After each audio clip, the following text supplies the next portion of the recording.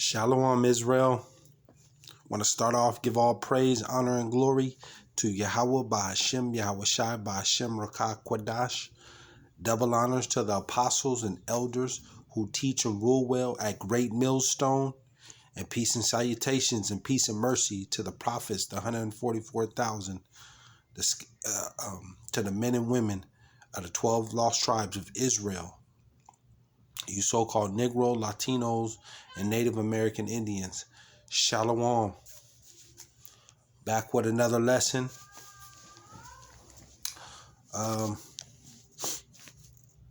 Probably title this one somewhere.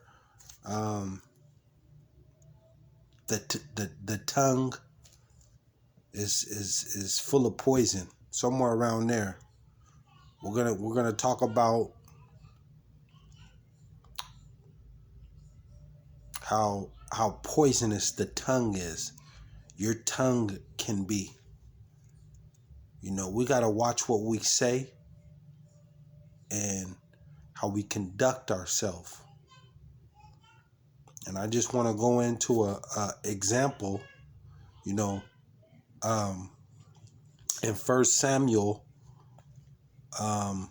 25, chapter 25, you know, as far as Nabal, you know, how disrespectful, you know, he was after, you know, King David, you know, carrying himself as a king and being,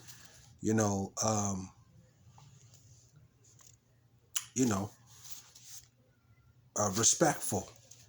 So that's how you got to carry yourself. And we all know Israel is very, very, very disrespectful. You know. So there's many examples of Israel, you know, as far as being that tongue is very poisonous. You have to watch what you say. And this is when King David is on the run from Saul because of the hate of Saul, you know, on King David, because they're praising King David, and you know, YAHAWAHSHI, he's King David is going to be the king of Israel. But that's another lesson. So, you know, you have to watch what you say. You know, you have to watch how you carry yourself at all times, whether, you know, you're in business or you know, who you're dealing with on the highways and hedges. You have to watch your tongue, watch your mouth, watch what you say, watch how you carry yourself, conduct yourself, you know. You know, talk like a king, walk like a prince. You know, talk like a king, walk like a prince. You know? So I'm going to go into this. We're going to go to 1 Samuel 25 and 1. And it reads, "And Samuel died, and all the Israelites were gathered together and laminated him and buried him in his house at Ramah. And David arose and went down to the wilderness of Paran. 2. And there was a man in Maon whose possession were in Carmel, and the man was very great, and he had 3,000 sheep, and 1,000 goats, and he was shearing his sheep in Carmel. 3. Now the name of the man was Nabal, and the name of his wife Abigail, and she was a woman of good understanding and of a beautiful countenance. But the man was churlish and evil in his doings, and he was of the house of Caleb. You see that? He was evil in his doings. And that's Israel, man. Very evil. You try to do, you try to be cool, and, you try to do something nice and be respectful. And Israel is very disrespectful, man. Try to get over on you, say something smart, act all hard. Israel's like that. 4. And David heard in the wilderness that Nabal did shear his sheep. 5. And David sent out 10 young men. And David said unto the young men, Get you up to Carmel, and go to Nabal, and greet him in my name. See that? Come to Nabal and greet him in my name, respectfully. 6. And thus shall ye say to him that liveth in prosperity, Peace be both to thee, and peace be to thine house, and peace be unto all that thou hast. See, David this is how you carry yourself, man. You're not just going in there bogarting. He's being very, he's carrying himself like a king. 7. And now I have heard that thou hast shears. Now thy shepherds which were with us, we hurt them not, neither was there aught missing unto them all the while they were in Carmel. 8. Ask thy young men, and they will show thee. Wherefore let the young men find favor in thine eyes. For we come in a good day. Give, I pray thee, whatsoever cometh to thine hand unto thy servants and to thy son David. 9. And when David's young men came, they spake to Nabal. See? So here they come. David then sent his men. He's on the run from Saul, and he's in the wilderness. So, and Samuel died. So, David going through it. He out in the wilderness, lack of food, and, he's on the run. They're trying to kill him. And he comes across Nabal and Abigail.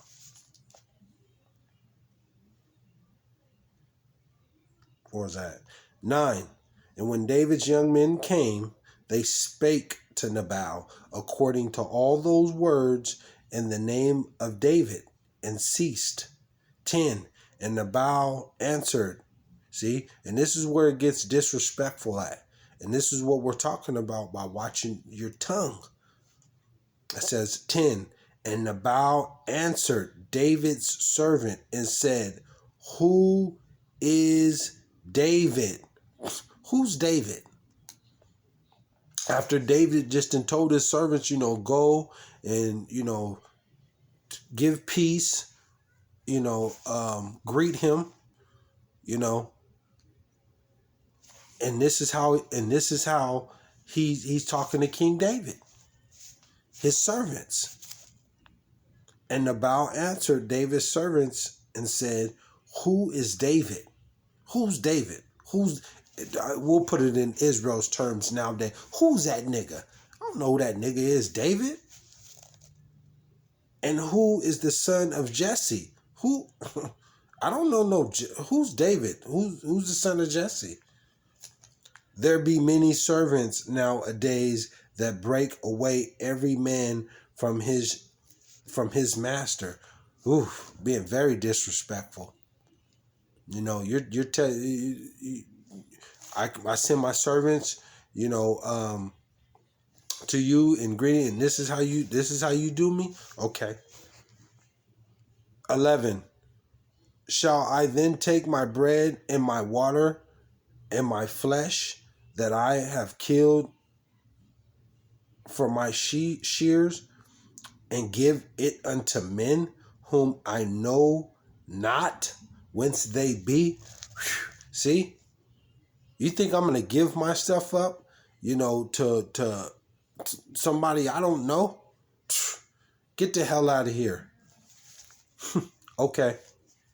12. So David's young men turned their way and went again and came and told him all those things. So his men went right back to David and they told him what Nabal said. 13. And David said unto his men, gird ye on every man his sword. And they girded on every man his sword, and David also girded on his sword. And there went up after David about 400 men, and 200 abode by the stuff. 14. But one of the young men told Abigail, Nabal's wife, saying, behold, David sent messengers out of the wilderness to salute our master, and he railed on them. You see, being evil and wicked, man. David just trying to come in peace, and he's on the run, and they want to turn and make it seem like David, is trying to, come down and take over and kill. And that wasn't the case. Being wicked, running that mouth.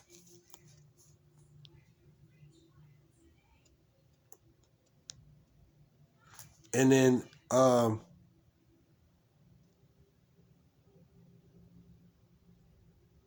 it says 14, I'll read it again. But one of the young men told Abigail, Nabal's wife, saying, behold, David sent messengers out of the wilderness to salute us. They came to salute us. That's what he said, telling Abigail, Nabal's wife,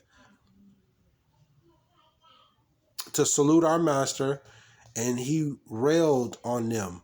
15, but the men were very good unto us, and we were not hurt. See, David's men didn't hurt them. Neither missed we anything, as long as we were conversant with them when we were in the fields. 16, they were a wall unto us, both by night and day, all the while we were with them keeping the sheep. You see that? So let's skip down.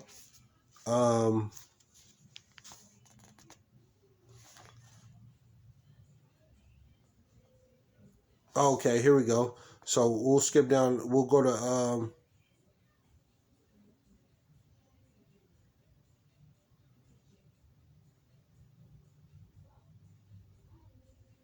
17. Now therefore know and consider what thou wilt do, for evil is determined against our master and against all his household, for he is such a son of Belial that a man cannot speak to him. 18.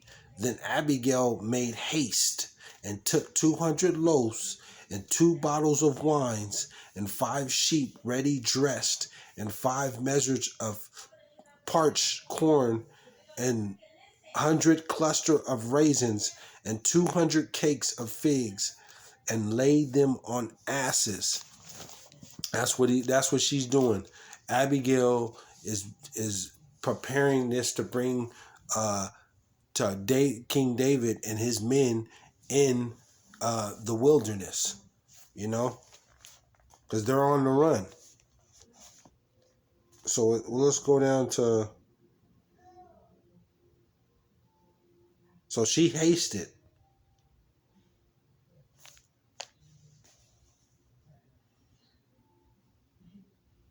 19.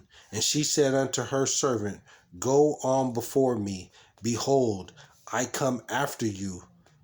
But she told not her husband Nabal. And it was so, as she rode on the ass, that she came down by the covert of the hill, and behold David, and his men came down against her, and she met them. She came down, she being good hearted. It tells you Abigail was of good understanding. So she understood what was going on, and she was beautiful. She was beautiful. But most of all, she was of good understanding. It's hard to find women that are of good understanding, that understand you. Someone told me, a good elder told me, listen to understand. Don't listen just to reply. And that's a lot of women do that. They listen just to talk. Listen to understand. Understand what's going on. Understand. Listen to understand. Oh, I get it. Okay, that's what you're doing. Listen to try to understand when somebody's talking. And that's what Abigail is, a woman of good understanding, and she's beautiful. That's just a plus all the way around. So she went and she made all that, wine and cakes and corn and for David, King David and his men. 21. Now David has said, surely in vain I kept all that this fellow hath in the wilderness, so that nothing was missed of all that pertain unto him, and he hath requited me evil for good. 22. So and more also do YAHAWAHSHI unto the enemies of David, if I leave of all that pertain to him by the morning light any that pisses against the wall. 23.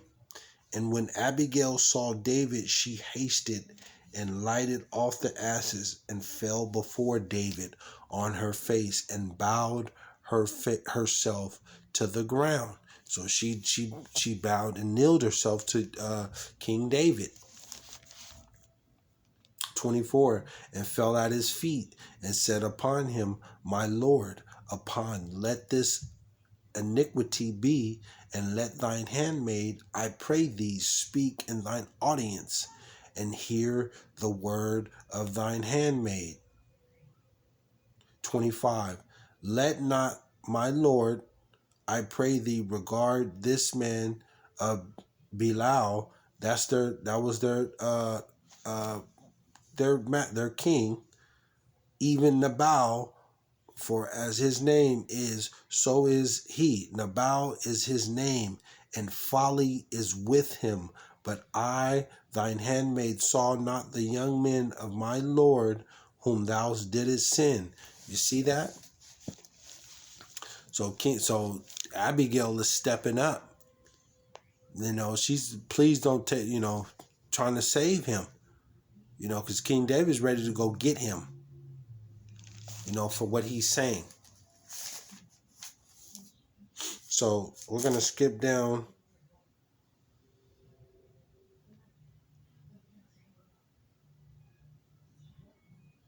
We're going to skip down. He was being very disrespectful to King David.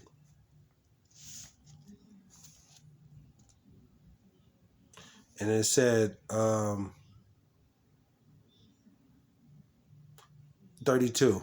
And David said to Abigail, blessed be Yahawah, God of Israel, which sent thee this day to meet me. Because Abigail went and prepared all that stuff to go meet King David and his men. Because she was of good understanding.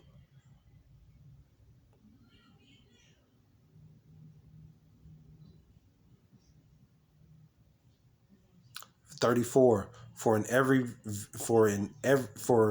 in very deed as Yahawah, power of Israel, liveth, which hath kept me back from hurting thee. King David was going to hurt him.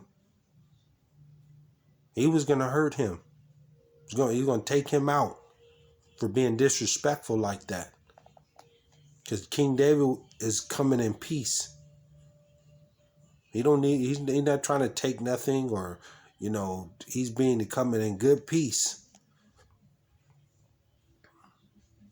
34. For in very deed, as Yahawah, power of Israel, liveth, which hath kept me back from hurting thee, excepting thou hast hasted and come to meet me, surely they had not been left unto Nabal by the morning light any that pisseth against the wall. So David, 35. So David received her hand, Abigail, that which she had brought him, and said unto her, Go up in peace to thine house. See, I have hearkened to thy voice, and have accepted thy person. 36. And Abigail came. So Abigail came through, gave King David, what she had prepared to him, and bowed down to him. And King David, he didn't overstep his boundaries. He told her, I was going to hurt him, but, since you came and you go back up to your house in peace. It's good. 36. And Abigail came to Nabal, and behold, he held a feast in his house, like the feast of a king. And Nabal's heart was merry with him, for he was very drunken. See, Nabal got lifted. He ain't right. Wherefore she told him nothing less or more until the morning light. So then we'll skip down. He got out of his body. They had the feast. He got drunk way, out of his body. And Abigail said, I'll wait to tell him.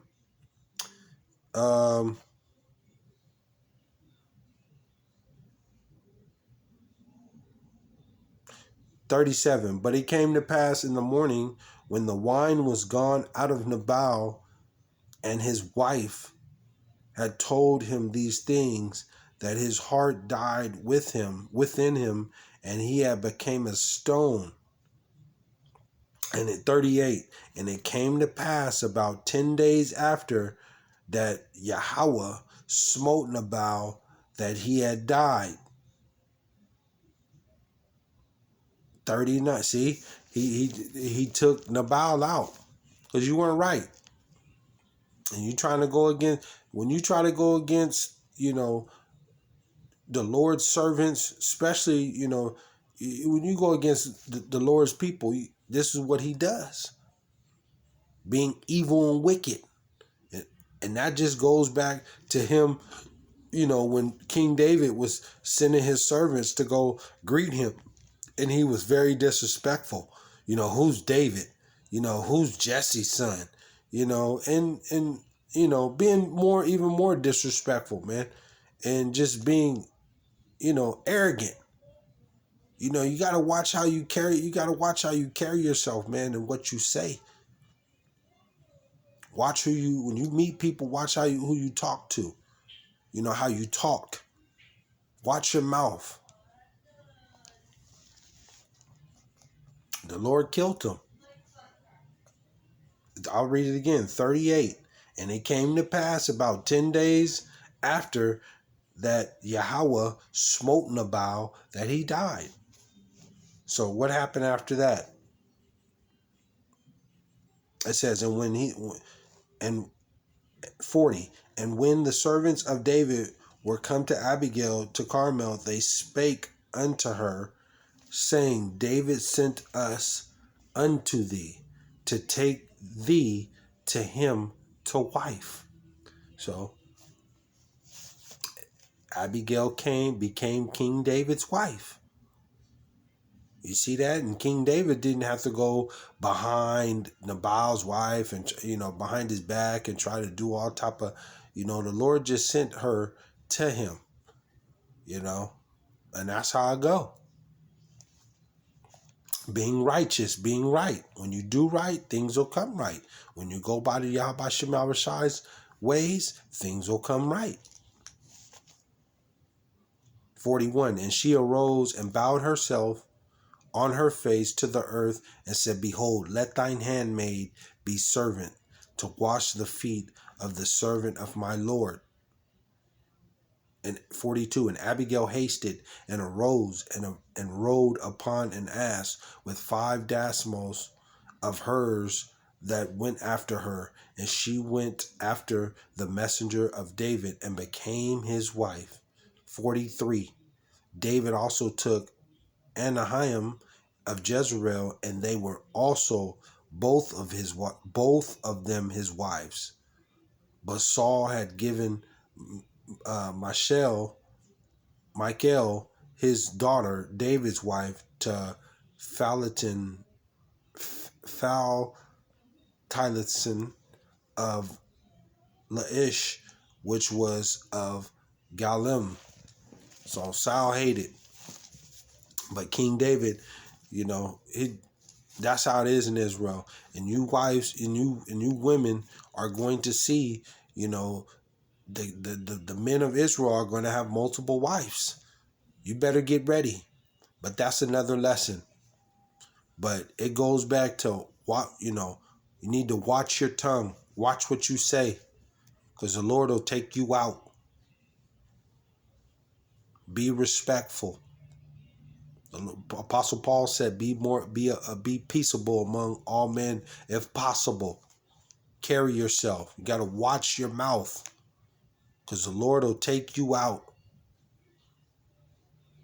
But with that, just want to go in. I want to give all praise, honor, and glory to Yahawah, BAHASHAM, YAHAWAHSHI, BAHASHAM, Rakak Wadash. Shalom, Israel.